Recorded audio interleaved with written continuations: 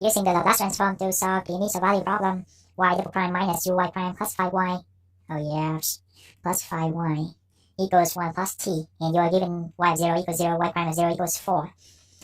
Using the transform of a derivative theorem, we have applied that theorem. We have s squared times capital Y of s minus s times y of 0 minus y prime of 0.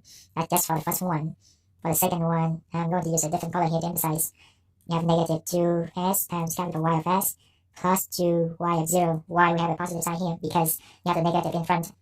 And then the theorem says we need to subtract y of 0. So negative of negative becomes positive.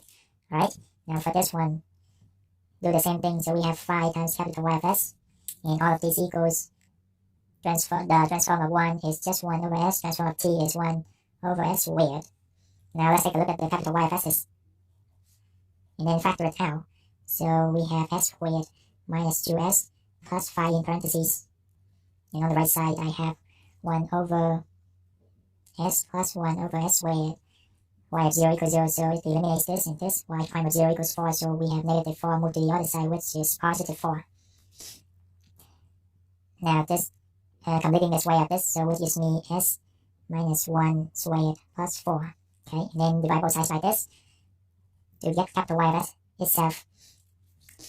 So on the left side, on the right side, I'm going to combine this together.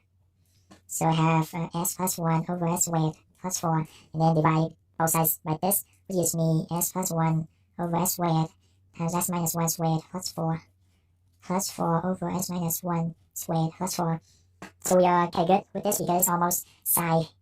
But for this one, we have double here. So we're going to use a partial fraction decomposition method to rewrite this in fraction form. Rewrite it in form that we know is the Laplace transform. Okay, let me work it out here.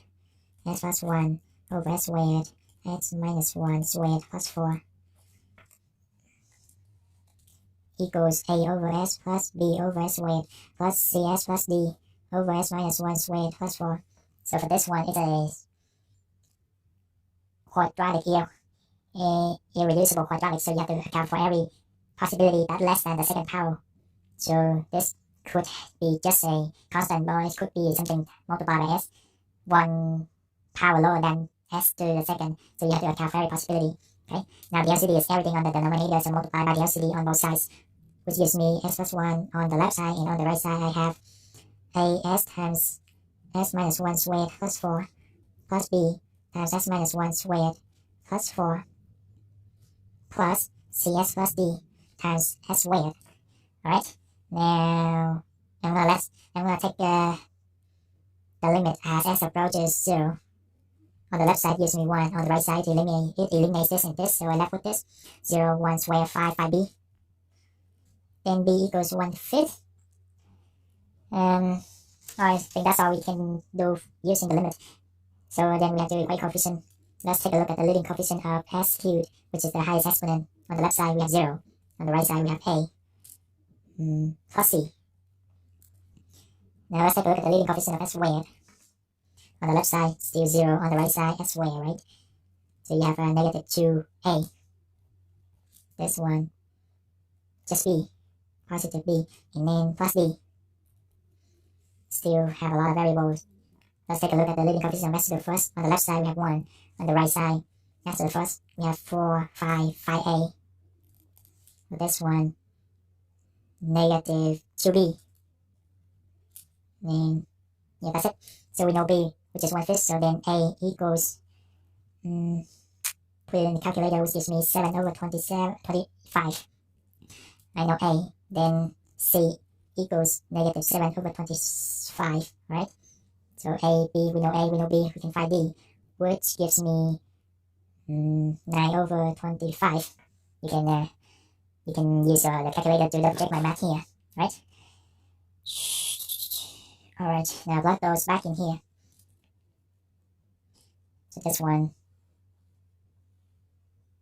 is a is 7 over 25 over s, b is 1/5 over s squared, cs plus d, c is negative 7 over 25 times s, plus d is 9 over 25 all over s minus 1 squared plus 4, and don't forget to add, or I run out of space here, add 4 over s minus 1 squared plus 4.